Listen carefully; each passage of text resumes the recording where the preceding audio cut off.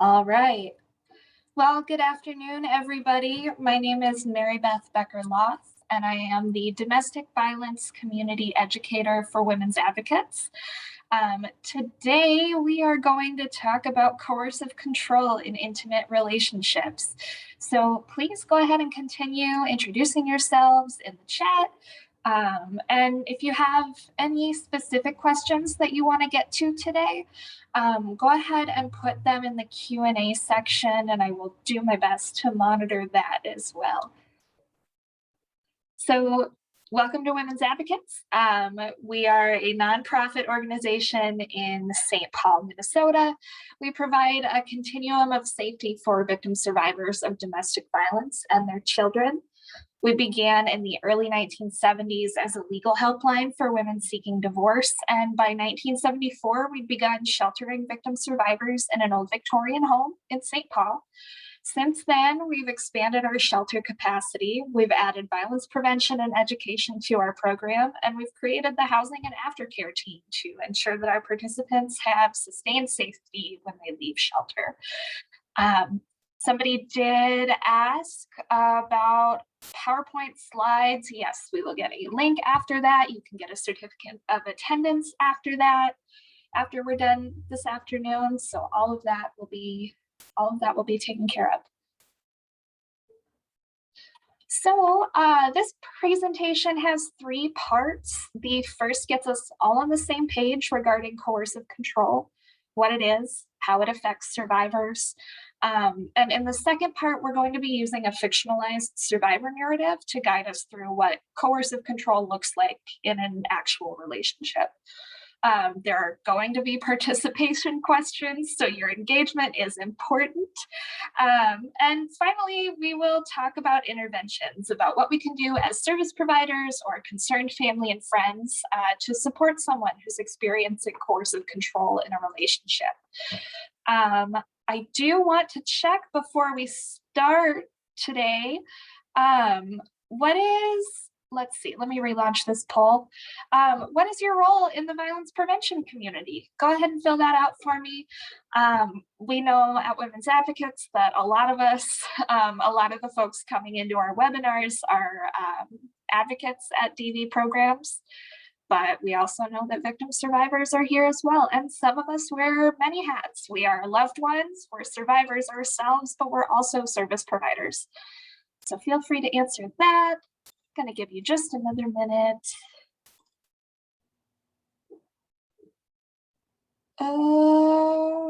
Sure. And let's end the poll. So it looks like we have a lot of advocates at DV agencies or programs. That's great. You're all wonderful. Thank you for being here. So let's get started. Let's talk about coercive control. Understanding that coercive control is a unique form of domestic violence. We obviously, when we talk about domestic violence, we're talking about an intentional pattern of physical and psychological abuse. We're talking about threats and intimidation that are used by one person to exert power and control over another person. Most of us are service providers at domestic violence agencies, so we mostly know that. But domestic violence is held in place, right? It's not just a thing that's gone away. It has been held in place, maintained by societal and cultural attitudes, institutions, and laws that don't condemn violence as wrong, that even accept domestic violence as a normal fact of life. It is a public health issue. It's a human rights violation, and it is a form of complex or chronic trauma. So we're going to just sort of set the stage for coercive control as a form of domestic violence here. DV takes many forms. We all know this. We've seen the wheel, the power and control wheel. Domestic violence can affect every part of a person's life. No form of abuse, whether it's physical, verbal, or emotional, is worse than another. And a victim survivor could experience all of these forms in one day or over the course of a relationship. Let's see here. But what's coercive control? Another form of domestic violence that often encompasses all of those forms that were on the slide previous. It is a deliberate and steadily escalating pattern of behavior that is designed to limit a person's freedom or agency and also limit their ability to act on their own needs, to express their own values and desires, and it creates a threat of harm to compel compliance. The goal of coercive control and emotional abuse is to destabilize a victim survivor emotionally and psychologically. Abusers will say that all of this behavior is all the victim's fault, and that message sinks into the victim survivor. In coercive control, the abusive person's narrative clouds out the victim survivor's own perspective and understanding of what's happening, which makes it harder to confront the abuser or leave the relationship. I do want to know, before coming in to this webinar, or as you're coming into this webinar, how familiar are you with the concept of coercive control? I know it's not typically something that we talk a lot about.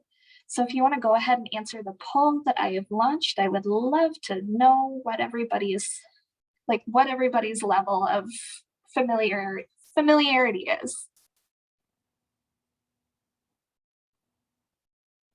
Let's see.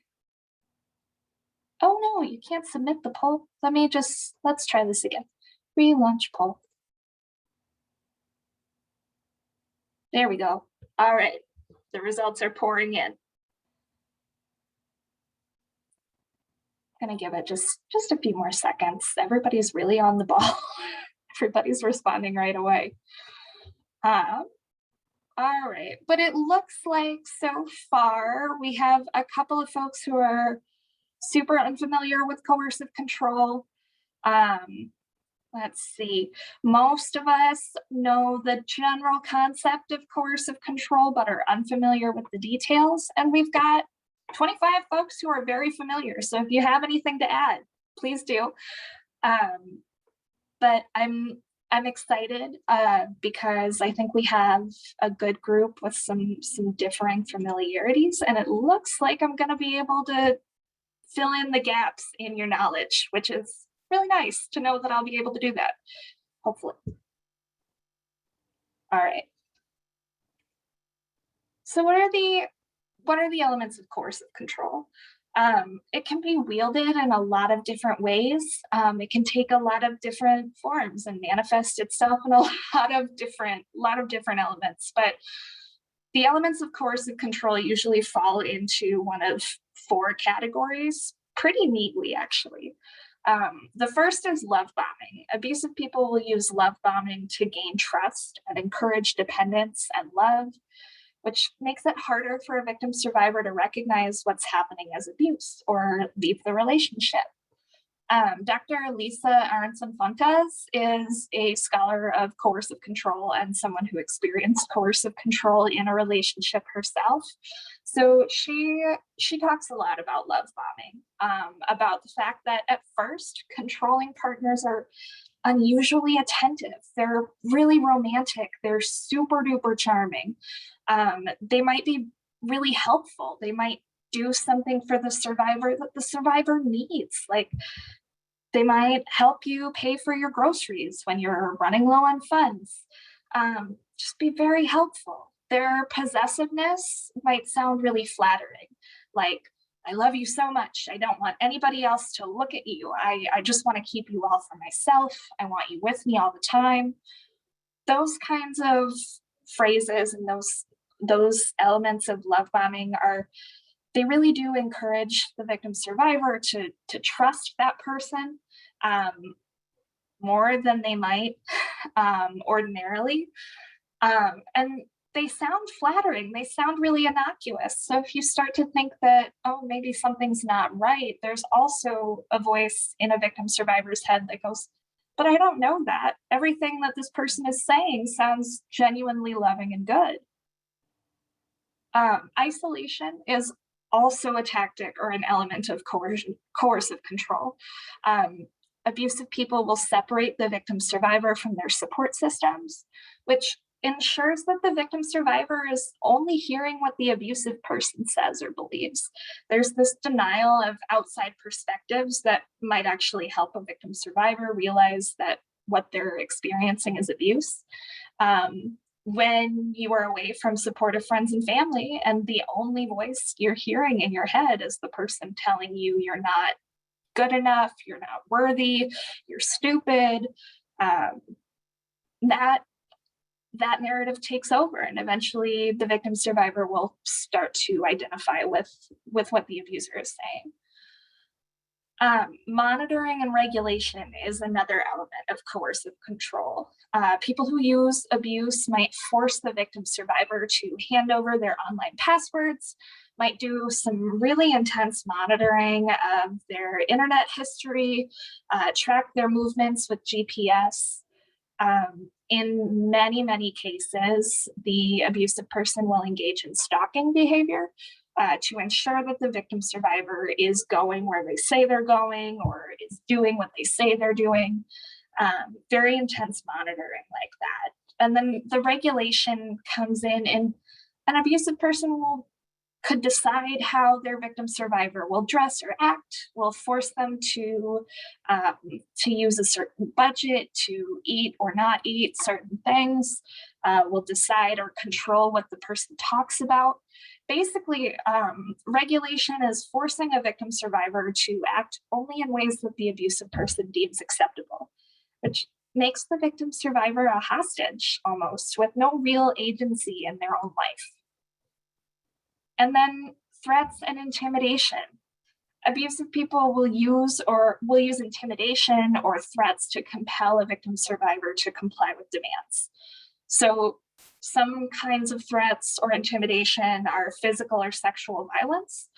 That violence might be used to threaten only once or twice, because after all, it only takes one bruised arm or one incident of sexual assault for a victim survivor to learn that it's honestly just easier to submit, to go along with it. After one incident, victim survivors will always have the fear in their mind that this person could hurt them, or would hurt them like that again if they act out of line. So honestly, to an abusive person's perspective, it's really efficient. You only have to use force once, and then you've instilled a fear in the person that you might do it again.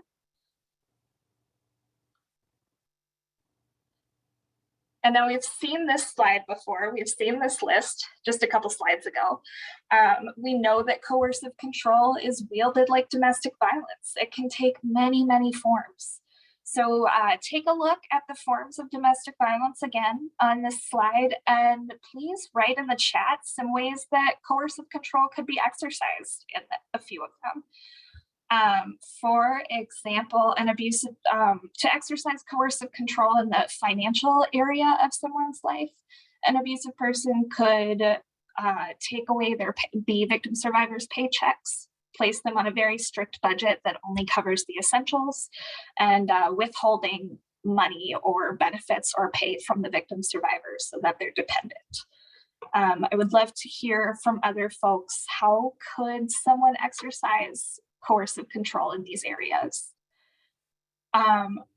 Lindy is saying for the social sphere, dictating or just suggesting who the victim should and should not hang out with or talk to. That's huge, especially just the suggesting part. Like, an abuser might make a really big deal out of not liking a victim survivor's friends or family, and it might just be like so hard for the victim survivor they might start an argument to say like, no, we're not going to your parents' house. So eventually the threat of the argument becomes like such a weight that the victim survivor doesn't want to go or see people in the first place.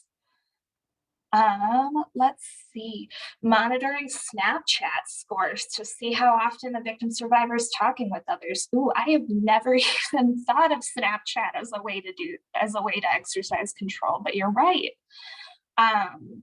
Emily says keeping medication away if you're a caregiver to a person with disability. Yes, that happens a lot. Threatening to harm family pets or get rid of them unless they don't stay home.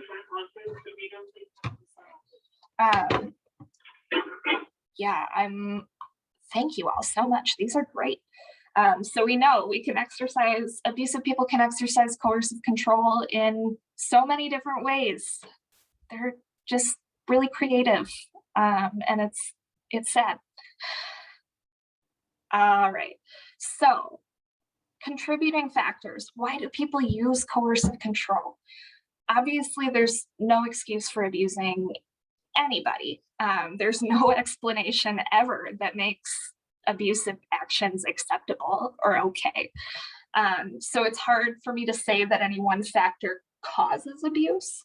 However, there are some beliefs and attitudes that are common in people who choose to be abusive to their partners. Abuse is a learned behavior. People don't just pop out the womb engaging in abusive conduct. No, they go through their lives watching what their parents do or what they see on TV and learning that using abuse is acceptable. There's also this misguided belief that to love someone means to control them, or to control someone means that you're expressing your love for them. People who latch on to the belief that control and love are somehow the same thing are often inclined to use coercive controlling behaviors. And also someone who subscribes to really rigid gender roles and misogynistic thinking might grow up thinking that women exist to submit, to be objects for male use and male control. Someone who grows up believing in misogyny might grow up to perpetrate coercive control because they genuinely believe that, well, I must control the person I love. If that person's a woman, then great, she is on this earth to be controlled. Coercive control, people who use coercive control also might have a sense of entitlement, an idea that their needs and feelings are the only ones that matter. And that means they'll use whatever they have available to them to get their needs met. And one tool they have available to them is coercive control. Similarly, the abusive people do learn eventually, do learn sometimes that abuse or control gets them what they want. So they might just feel like it's a normal way to get what they need out of a relationship.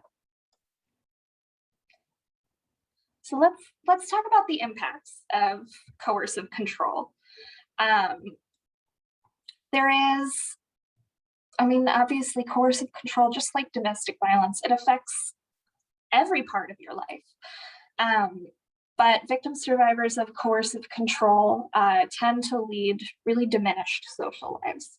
If the victim survivor tries to spend time with others, the abusive person might object or make it difficult.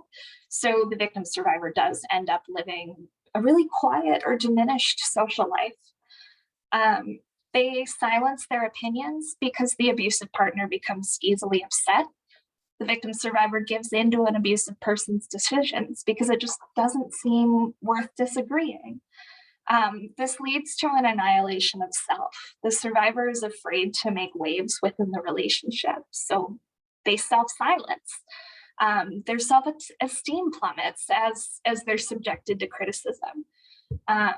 It all leads to this diminishment of self-esteem. I also want to talk about this condition of unfreedom. Evan Stark is one of the researchers who first coined the term coercive control and accurately described this phenomenon where victim survivors become smaller and smaller under an abusive person's control. Stark describes that the threat of violence combined with coercion creates this condition of unfreedom where victim survivors become hostages in their own homes.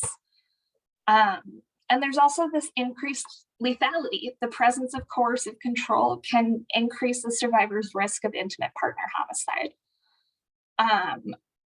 Yes, Maureen, in the UK, coercive control is actually codified in law. It's considered domestic violence. It has legal consequences. In the United States, very few states have coercive control laws. Folks are working on that. The Battered Women's Justice Project is actually working on language to codify coercive control in federal law. So I would take a look if you're curious to see how coercive control is prosecuted or not across the nation and across the world. Check with the Battered Women's Justice Project for those resources. And adding to the increased risk of lethality, there is a myth that physical assault is the greatest indicator of domestic violence homicide, but it's actually coercive control. The presence of coercive controlling behavior in a relationship actually predicts lethality more accurately than physical or sexual violence alone. Even if somebody's not experiencing physical or sexual violence, but they are experiencing coercive control, they have an increased risk of being murdered by their intimate partner.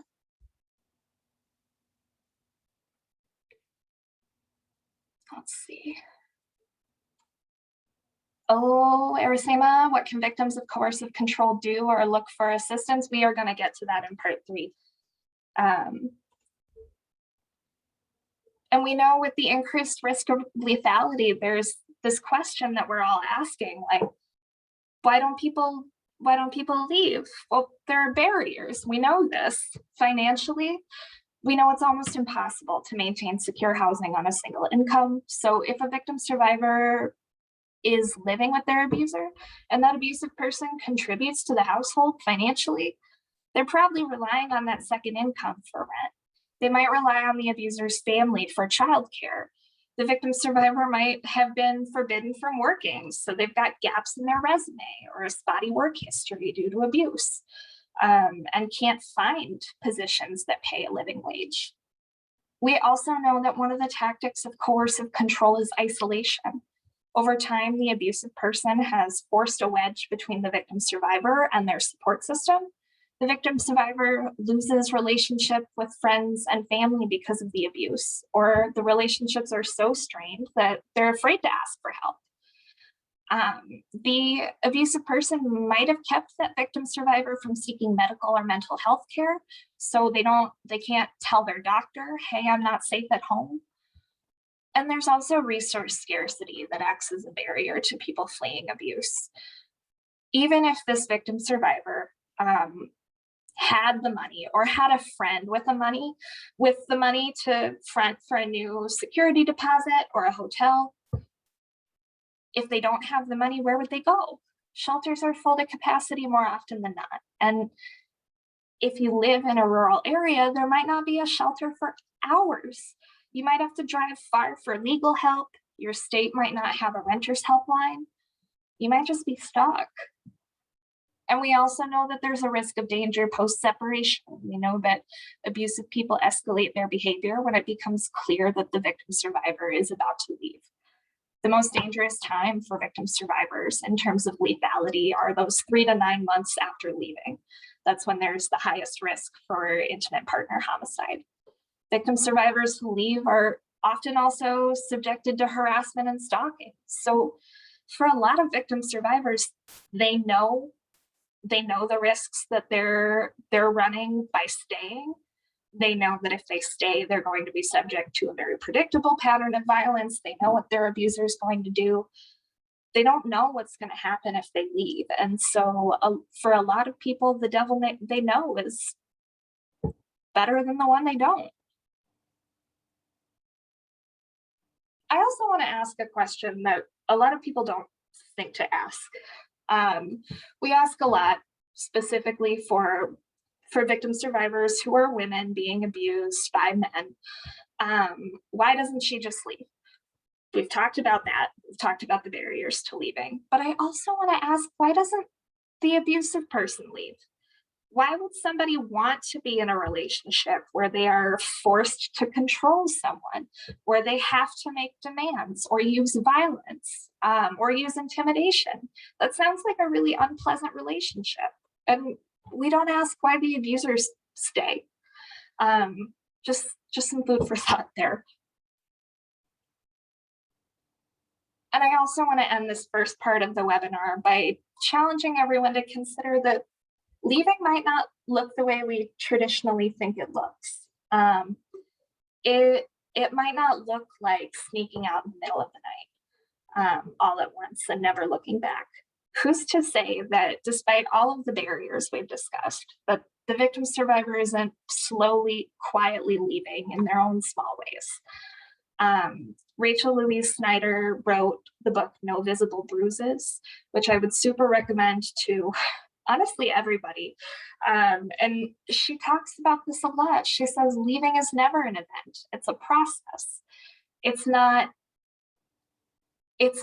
just leaving in the middle of the night. There's so much planning that goes into leaving an abusive relationship safely, that it's never just one instant decision. It's always a process. So moving on to part 2, a narrative activity. Coercive control can be a really sneaky method of abuse, and it looks just like domestic violence because it's a form of domestic violence. But it's really sneaky. It's hard to point out unless you know what you're looking for. So we're going to look at a narrative now, and we're going to use this story to identify how coercive control takes over from the beginning of a relationship. I'm going to read the scenario out loud, and while I do that, keep your eyes and ears peeled for red flags or signs of controlling behavior. And when you come across one, go ahead and just like flag it in the chat somehow. You can like type in an X or raise your hand. Just flag it when you see a red flag or a sign of controlling behavior. All right, so we're talking about Gail and Mark here. I do want to say, like, I know it's absolutely possible for men to experience coercive control, for women to be abusers or be perpetrators of coercive control. I am using a heterosexual partnership here to talk about it because the primary victims of coercive control and other forms of domestic violence are women by men. But obviously, anybody can be a victim survivor. Anybody can perpetrate abuse. So without further ado, let's get into Gail's story. Shortly after her divorce, Gail meets Mark. He was very charming. He was always making grand romantic gestures and professing his love. At the end of their third date, Mark told her, "I've been looking for you my entire life. Everything makes sense now that we have each other."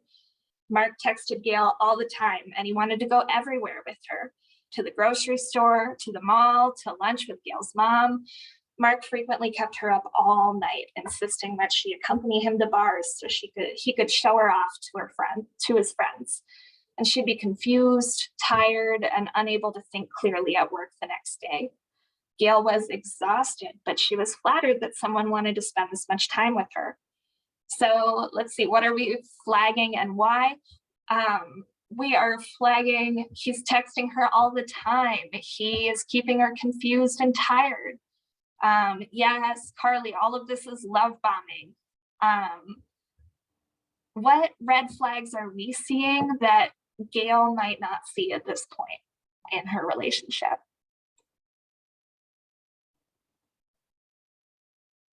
Yep, he's isolating her, keeping her up all night. And Gail honestly might not see that anything is wrong right now because she's being paid attention to. She's being flattered, complimented, shown off. She might not know that there's anything wrong yet. All right. Good work, everybody. Let's keep it up. All right, part 2. They moved in together after a few months. Gail had some reservations about how fast things were moving. After all, she'd barely finalized her divorce. But Mark was so helpful, was so sweet, and he said he was sure she was the one, so she just went along with it. When her friends expressed concerns about how quickly they'd moved in together, Gail shut them down. Mark said they were just jealous she had someone. After that, whenever Gail mentioned calling or going out with her friends, Mark grilled her about why she'd want to be around people who weren't supportive of her relationship. He could be downright mean in those instances, and Gail hated seeing him like that. So she saw her friends less and less, and eventually not at all. It just wasn't worth making Mark so upset. All right, we flagged a lot about alienating and isolation. Yes, somebody says isolation in all caps with an exclamation point. Yes. Who could show up for Gail at this point, and how? How can a friend show up for Gail at this point if she's trying to isolate them? Yes, somebody says Gail's not able to voice her opinions because he's blaming her, everything is her fault. Yes. And this happens all the time in controlling relationships. The abusive person will make the support system the enemy, to the point where even the victim survivor is defending the abusive person against her support system. Yeah, that fear of making Mark upset, Linda, that's definitely an element that tells us that she's experiencing coercive control. If this was a normal relationship, Gail would be able to say, hey, I don't like the way you're talking about my friends. But for some reason, she's afraid to do that. All right, moving on to part 3. This is where it goes from 0 to 60, but this is where we get from 60 to 100. When COVID-19 hit, Gail started working from home. Mark was still going into work every day, and he'd call Gail from work just to hear her voice. It was very sweet, but his calls often came when she was in a Zoom meeting, and if she didn't pick up the phone, he'd just keep calling. One day, Mark called while Gail was meeting with her boss, so she just let the phone ring. About 20 minutes later, Mark burst into the house. He slammed Gail's laptop closed and chucked it at the wall, then grabbed her by the hair to make her look in his eyes. You always answer my calls, he said, his voice almost a growl. He pushed her away and left the house. Gail stayed frozen in her chair. The whole incident happened so fast, she didn't have time to stand up. When Mark came home that evening, it was like nothing had happened. Gail didn't mention it. She apologized to her boss the next morning and tried to put it out of her mind. But from then on, she left any meeting as soon as her phone began to ring. Yeah, yes, everybody has correctly flagged that we are instilling that Mark is instilling fear. He's demanding, he's using intimidation. Yes, the elements of coercive control that Mark has used, we've said intimidation, regulation, fear. At this point, could anybody show up for Gail? And how?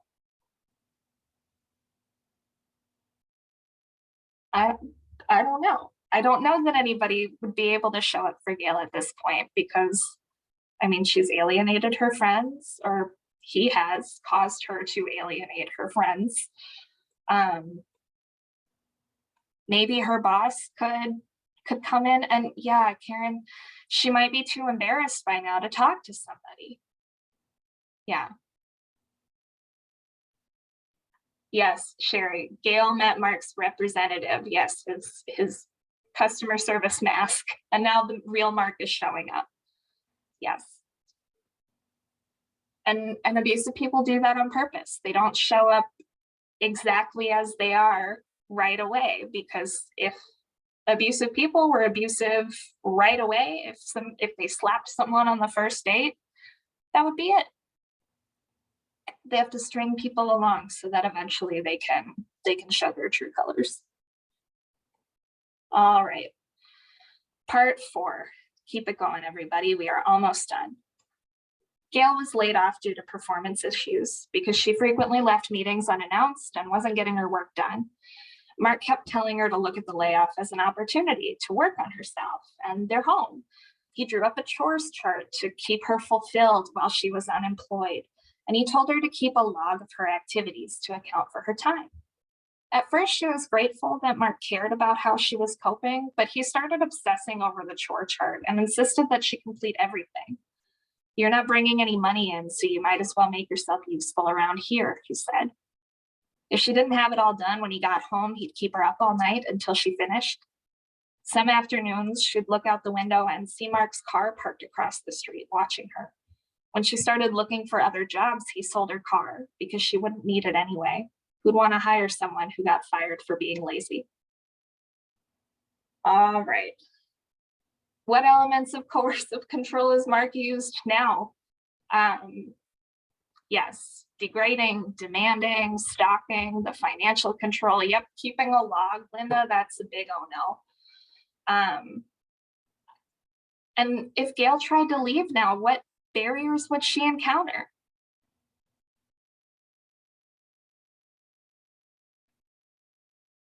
Yeah, without a job, she's even more dependent on him. That's right. Yep, this is financial abuse now. The no income, no job, no friends, she's being watched. No means of transportation. How does she get away now if she wants to? Yes. All right. Thank you, everybody, for enduring Gail's story.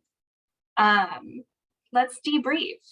We've talked a lot about the elements of coercive control. The elements are isolation, love bombing, monitoring and regulation, threats and intimidation. Which elements did you notice in the narrative? Can you give examples of some of these? Yeah, all of them. You did. I did write this to use all of them.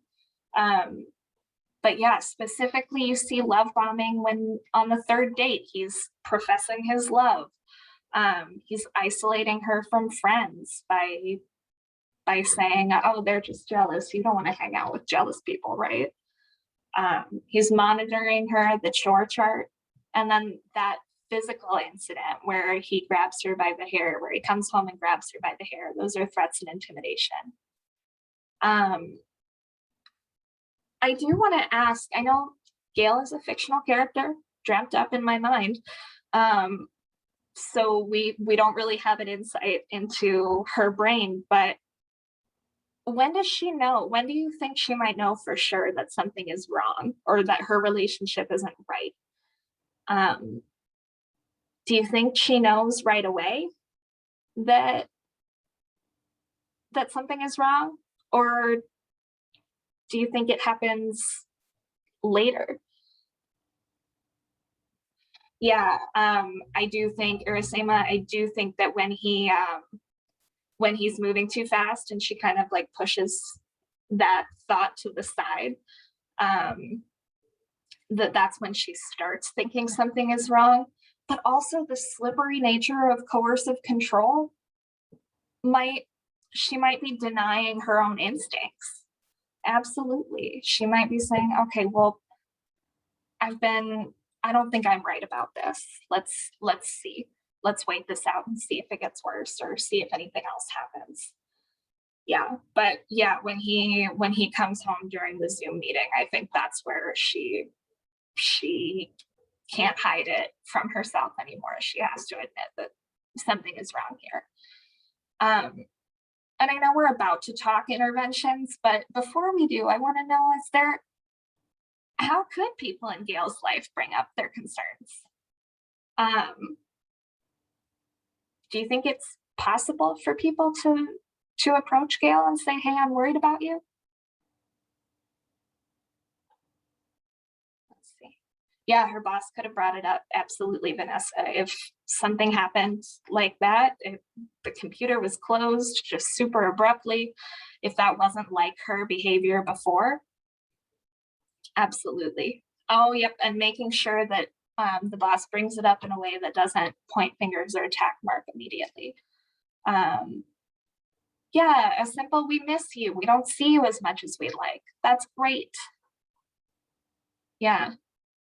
And yes, the red flags are easy to ignore because of love bombing. They do. We take our instincts for granted. All right. Thank you all. Oh, good job. All right. And I do want to raise one of the barriers that Gail might have to leaving might be love. At this point, they've been together. I mean, it's only been a couple of months. But she might genuinely love Mark. Like she really might love him, even though he does all of these really controlling things to her. She might be holding on to all of the good nuggets from the beginning, and be hoping that things get better. All right, thank you all for doing that with me. Let's move on to solutions. What can you do? How do we support victim survivors of coercive control? There are a lot of barriers that we experience to supporting somebody who's experiencing coercive control. And one of those is isolation. It's really hard to support someone who's experiencing coercive control and domestic violence if you don't know that it's happening. If you only see this person rarely or only with their partner, you don't really have an in to engage, to ask somebody, because you don't see the signs. There's also minimization and denial that creates a barrier to support. Many people who experience coercive control won't use that term directly either because they don't know about that term or because they don't want to admit out loud that that's what's happening. Even if they know something is wrong, how do you support somebody through something they haven't acknowledged? Yeah, or Jose, that they don't want to hear what you're trying to tell them. How do you support somebody who doesn't believe that what they're going through is traumatic, or doesn't believe that they deserve help? And the slippery nature of coercive control is itself a barrier to providing support. You might not even realize that coercive control is happening in a loved one's relationship because it's so insidious and it is so hard to pinpoint because most of the controlling behaviors don't look so bad in isolation. They don't, like saying to somebody, oh my God, I love you so much, I don't want anybody else to look at you. That doesn't look so bad by itself, but it's when you look at the whole pattern of behaviors that things really start to make sense and look dangerous, or look sinister. And then also fear of saying the wrong thing. People might be worried about ruining their relationship with the victim survivor, about being wrong and the person being offended, about accidentally making things worse for a victim survivor. In the next slide, we'll talk about how to support effectively, but don't let your fear of saying the wrong thing stop you from saying anything at all. As you are thinking about this, go ahead and put in the chat what else might be challenging about supporting people experiencing coercive control. What obstacles do you face providing support and safety? Vanessa says that one challenge is that the person hasn't realized that they're in that situation. If it's not physical, they don't think it's abuse. That is so real. So many survivors I've talked to have said word for word, but he never hit me, or they never hit me. So they don't think it's abuse. But if you have to say, at least they didn't hit me, then something's already wrong, right?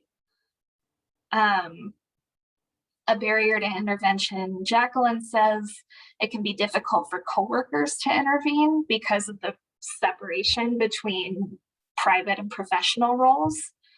That's real.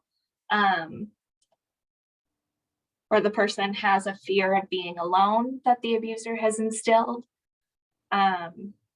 Adriana says that a barrier could be that the victim survivor thinks that the abuser will change or that none of this behavior was on purpose. Yeah, absolutely. Thank you all. So those are barriers, but let's talk about some signs. If you don't know what to look for, you can't support a survivor if you don't know that they are one. So some things to look for in terms of signs of coercive control. Not all of these they're not all inclusive, but exhaustion or fatigue, like physical and emotional exhaustion. If you have a friend who is suddenly just incredibly tired, or super drained emotionally, with not a lot of satisfactory explanations, that could be a sign that they're experiencing coercive control. Changes in attitude and connection. If you have a best friend that you talk to about really deep stuff all the time, and suddenly she is a lot more withdrawn, you see her less. When you do talk to each other, it's all about surface level stuff. Or it seems like she's pulling away. There's something wrong. Something's different. And that could be that the person's experiencing a controlling relationship. Their routine might have changed depending on what the abusive person has determined they're going to do. They might also start seeing a bunch of stress-related health symptoms, like frequent migraines or frequent stomach troubles. But the most important thing to know when you're looking for signs of coercive control is to trust your gut. If you know this person, you know what their typical habits are, what their personality is like, the things that make them laugh, and something just feels off, something just doesn't feel right, trust that and start digging a little deeper with that person. So to assess for coercive control, obviously you cannot just, if your friend is the one experiencing this or a loved one, you can't just print them out an assessment sheet and have them check boxes yes or no. They're not going to do that because, as Mabel says, they might become upset with the conversation. But that doesn't mean you can't use some of these questions or some of these phrases to assess whether they're experiencing coercive control. If you're a service provider who's working with victim survivors who are in contact with their abuser, or who are in an abusive relationship, you can assess for coercive control very clearly, because that is part of your professional scope. You can go through this list with people, with the people you're working with. But friends and family and loved ones might want to sort of retool these assessments into open-ended questions. Assessing for coercive control, you're asking somebody whether they feel free to challenge their partner or disagree with them. Other signs of coercive control are a partner badgering you until you give in to their demands, calling or texting you frequently, having access to email and social media, not liking when you get positive attention from others, using a lot of sarcasm and ridicule to get you to stop talking or changes the subject when you try to bring up what's bothering you, withdrawing affection if you don't do what they want, or reversing victim and offender, telling you that they're the one being mistreated.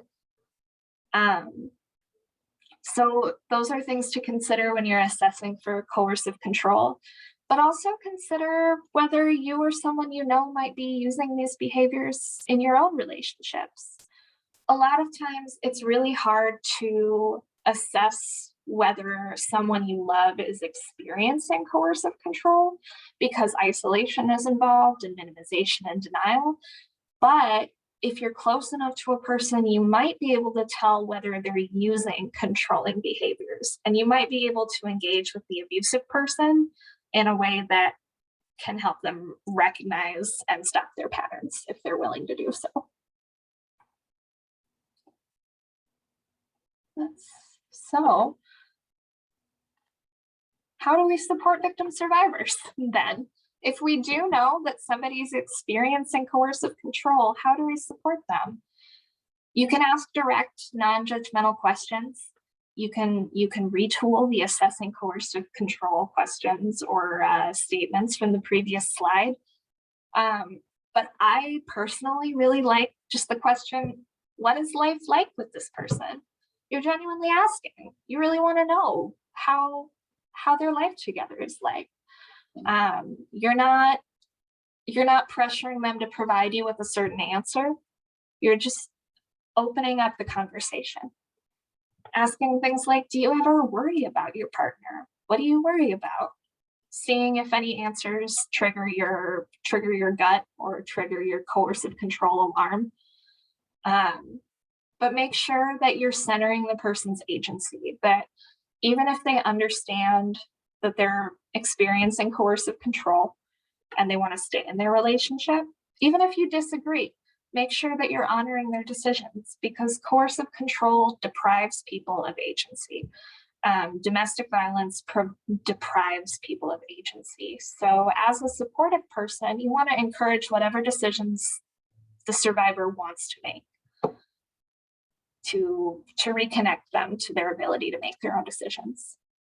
You also want to keep them connected. We know that it's isolating to experience coercive control. And so making sure that they're connected to friends and family, to resources if they want to. Yes, Karen, asking the person what their ideal relationship would be like versus the one that they're in at the moment. And maybe they can see a difference in their answers. Yes, that's a perfect example of a non-judgmental question that really gets to the heart of the matter. And then finally, when you're supporting victim survivors, you want to challenge the narrative. The abusive person has done a lot of work to make sure that their voice is the only one in the victim survivor's head. You want to gently challenge the minimization, the self-blame, the, oh, it wasn't really that bad. I made it sound so much worse than it was. It's really like, it was really my fault, my problem. You want to gently challenge that and say, I don't think it was. I think you did the right thing here. You want to build up the survivor in their own esteem. And so how do you respond when somebody tells you that they're in an abusive relationship or that they're experiencing coercive control in particular? This is a technique from Ramsey County Sexual Offense Services. They call it the Blazer technique. You believe the person, you tell them, I believe you. And then you listen because they're important to you and you want to hear what they're going through. You want to hear everything they have to say. You affirm them by telling them you're not being dramatic, you're not making this up, what happened to you is real. And then you offer support. You ask, how can I best support you? What can I do? I'm absolutely here for you. And then you empower the person by asking what they want next. Saying, what would you like to happen? Is a huge question. That's such an important question to ask. What would you like to happen? Because for victim survivors of coercive control, their ability to imagine a new outcome has been taken away. Their ability to think about what they want has been systematically ground down by an abusive person. So reinforcing that they get to choose what happens next, they get to decide what they want, that's essential. And then you refer, then you say, if you want to, only if you want to, I can help connect you with an advocate or with a resource or with a shelter. But you don't offer that right away. You save that for the end because you really want to hear what this person has to say. We're avoiding victim blaming. We're avoiding minimizing. These are all things that I have heard people say to survivors. And these are all things that we shouldn't be saying to survivors. Stuff like, how did you let this happen? Or why didn't you get help sooner? The idea that, oh, if I was in your position, I would have left by now. You don't know that. That's super victim blaming. These are all things that we should avoid. We should avoid saying because they victim blame and they minimize the abuse. Instead, we want to center validation. We want to center belief and autonomy. We want to tell the person, thank you for sharing with me. You're stronger than you should have to be. I believe you. Just saying I believe you is huge. Asking, how can I be there for you? We don't want to victim blame. We don't want to minimize the abuse. What we want to do is tell the person, I believe you. You are important. How can I help you get what you want? And so for advocates, those are all things that loved ones and family members can say. For advocates, for service providers who are working with victim survivors who have experienced coercive control, it's really important to know that just leaving an abusive relationship doesn't guarantee safety. Somebody walks into a shelter, great. That doesn't mean that they're magically healed, that nothing bad is affecting them anymore. It also doesn't mean that they're not in danger anymore. So if you're working in a shelter, if you're working with survivors who have left their abuser, talk with them about signs of stalking, especially for folks who are 3 to 9 months out from leaving their abusive relationship, because that is the danger zone for intimate partner homicide. Making sure that you're talking with survivors to recognize whether they might be being monitored or stalked by their ex-partner. Also know that leaving doesn't guarantee healing. As soon as you leave an abusive relationship, that doesn't mean you're free from all of the crap that an abuser has stuffed in your brain. So keep checking in with victim survivors emotionally, providing counseling or support group resources, because just leaving doesn't fix all of the emotional trauma that a person has experienced. Also, please, advocates lean heavy into documentation. Documentation is essential, especially with coercive control, because individually, these behaviors don't look all that bad.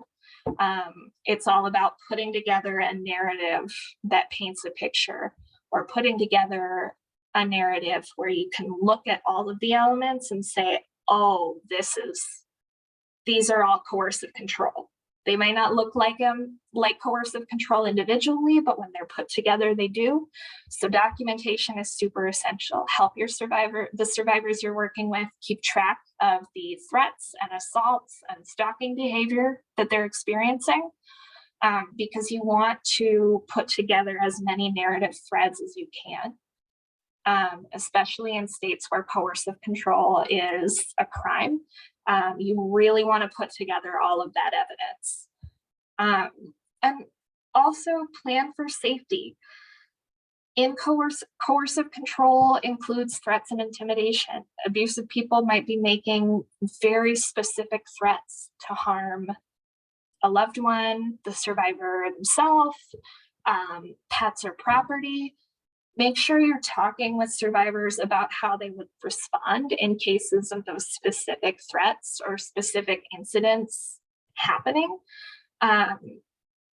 because you can't treat that threat like it's an empty threat. You have to have a plan for, okay, he said he was going to harm my dog, or he said he was going to pop my tires. What am I going to do if that happens? Plan. It might not be pleasant to work with the survivor, to plan for the eventuality of these very scary threats coming to fruition, but it is important. Let's see. Does California have coercive control laws? Oh, Jacqueline, thank you so much for putting that in the chat. That way we can see whether California does have a coercive control law. Thank you. And also, I do want to talk about what to do if you know someone who's being abusive or who's exerting coercive control in their relationships. It's really important to deny any of that person's attempts to deflect responsibility, to say, oh no, it wasn't really my fault. No, You have to be very clear with the person, no, you did that. That was you are responsible. Keep connected with the person, support them, provide them connections to community and family and loved ones, but don't excuse their behavior. It is really important for people who are perpetrating abuse or who are using controlling behaviors to stay connected to their communities, because people don't get better in isolation, but it shouldn't be all is forgiven. You come right back into the community. Everything is excused and taken care of. No. You support the person, but you don't excuse what they've done. And you also make sure that you're centering the survivor's safety, even as you're bringing the abusive person into a community. Also, if you have a close enough relationship with this person, help them explore the beliefs that are fueling their actions. If they're engaging in this behavior because they think that all love is controlling and demanding, maybe help them by providing some alternate perspectives, by providing some books, some pamphlets, some videos about examples of healthy love, of healthy relationships. You can also remind this person that their behavior is a choice, that they didn't just happen into engaging in coercive control. They made a choice somewhere along the way to engage in controlling behaviors. And they can make a choice to stop. You can also set a positive example. You can model relationship equality. You can model healthy behavior. You can also connect this person to professional help if you know of some in your area. If you know of any really good, better intervention programs or really good counseling programs, abuse intervention organizations, connect them to those resources and give them the option. And also just make sure that the person knows what the impact of their actions is. A lot of people who use abuse or who use coercive control don't think about the fact that their actions impact other people. And so really making sure that they're aware of how their actions might be impacting the people they love, super key. And if you are concerned that you might be using coercive control in your relationships, there are some things that you can do. I want to put this out there because we never know who's going to be in the Zoom with us. And also, abusers don't have to be scary people who are constantly angry or constantly assaulting people. Every one of us might have unhealthy relationship patterns that we have to unlearn. So if you're worried that you might be using coercive control in your relationships, the first step to fixing that is to build self-awareness, to explore your own beliefs and values about relationships, about what your role is in a romantic relationship, or what your partner's role should be. What expectations do you have of your partner and of yourself? How did you learn about relationships? Going back to childhood, what were your mentor or your family relationships like, and how did they treat each other? Figuring out what the patterns you picked up on were, what patterns you experienced when you were a child, that can really do a lot for people in terms of identifying, oh, I learned love this way. That might not be super healthy. I should look for a different way. You can also ask yourself, what do you do when you don't get your way? How do you react when you don't get your way? And how do those actions impact your partner?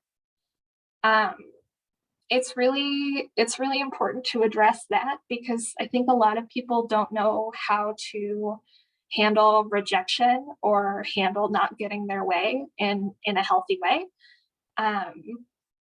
And so it's important to be thinking about that too, because being upset when we don't get our way might lead us to controlling others so that we do get our way. And then also ask yourself, have you experienced coercive control or other forms of interpersonal violence? We know that abuse and control are learned behaviors. So if you are experiencing coercive control or violence growing up or in the past few years, you might have learned that that is the way to go. So just be aware of that as well. Be aware of the patterns that you've picked up along the way and how they might not be serving you anymore. Also, if you're worried that you're perpetrating or using coercive control, you can learn healthy relationship skills. We talked a lot in the last slide about we've picked up on healthy patterns over time. All of these bullet points include links to various articles and resources that you can use to pick up healthier skills. And then also stay connected.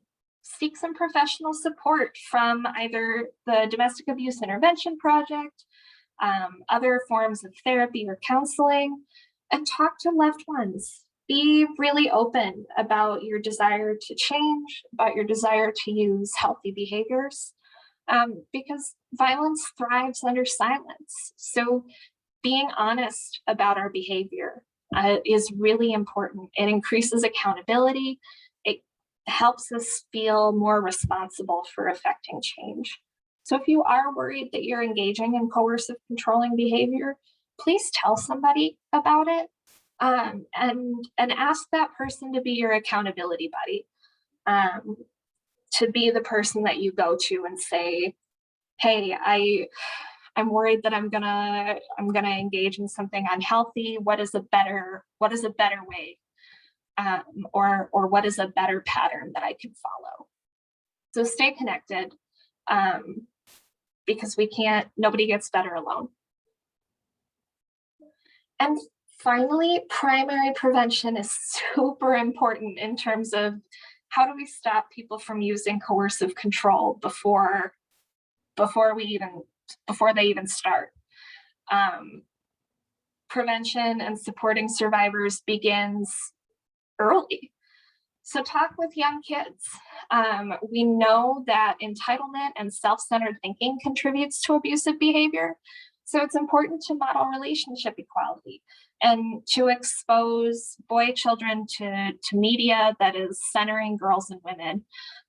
Boy children need to see girls and women as main characters, as heroes, and as complicated people so that they don't become adult men with preconceived notions of how women should be. We need young boys and young men to know that they don't need to be the main characters of the world, that everybody is the main character of their own story. And also with young children, calling out bullying and abuse. Research shows that bullying and expressions of homophobia are predictors of sexual harassment and sexual assault later in life. So call it out with your young children that bullying and abuse are never okay. And ask questions. If you know a child who has said something just really not okay or abusive, just gently asking, where did you hear that? Where did that come from? That's not how we talk about things in our family. Tell me more about where you came up with that. Asking questions is a great way to engage kids instead of just saying, no, don't talk about that or don't say that, because they won't feel shut down or persecuted. And then also talk with teens. It's so important to talk with teens about coercive control, and sexual harassment and domestic violence. Being clear is very important. Many teens don't know the range of behaviors that constitute misogyny or sexual harassment, so we need to define and provide specific examples. And we also need to help young teenagers handle rejection. Teenagers need to know how to deal with romantic rejection in a healthy way. They have to understand that everybody has the right to say no to a relationship without having the person hound them for an explanation or show up in the middle of the night holding a boombox over their head like and say anything. We don't have to do that. teach children how to handle rejection. Yeah, I think primary prevention is super important in terms of wheedling out coercive control.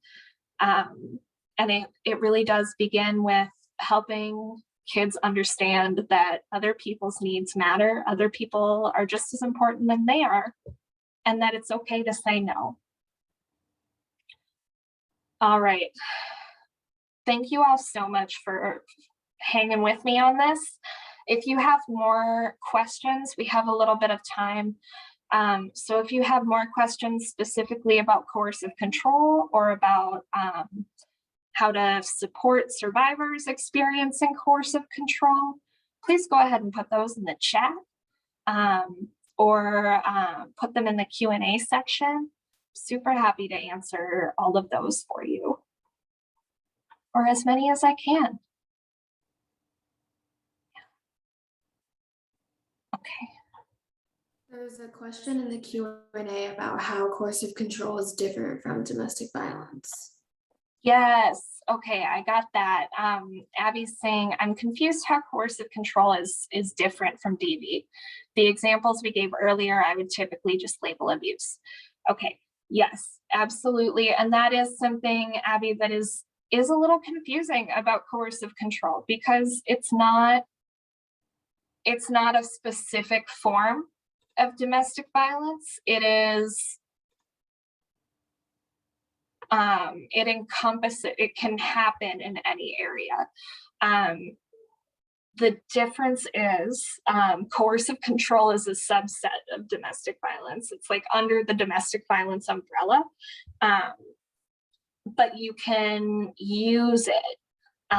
You can use it in any of these realms. So like, whereas domestic violence, physical abuse would just be hitting someone. The coercive control view would be hitting someone until they say yes or agree to a certain thing.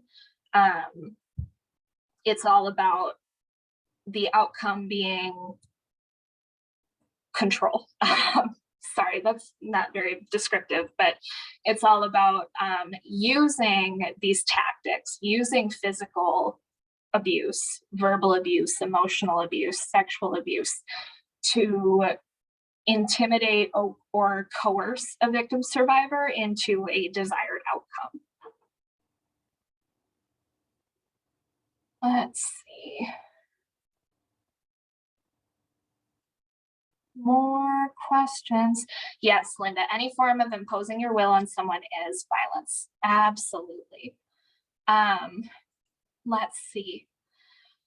Somebody else represents tenants in eviction cases, and landlords frequently expect a victim to be able to enforce a trespass order against an abuser, when that would potentially put the survivor in a dangerous situation. Do you have suggestions for how to assist a tenant with that kind of situation? I'm so glad you brought this up, whoever you are, anonymous attendee. I'm very glad you did, because it is true.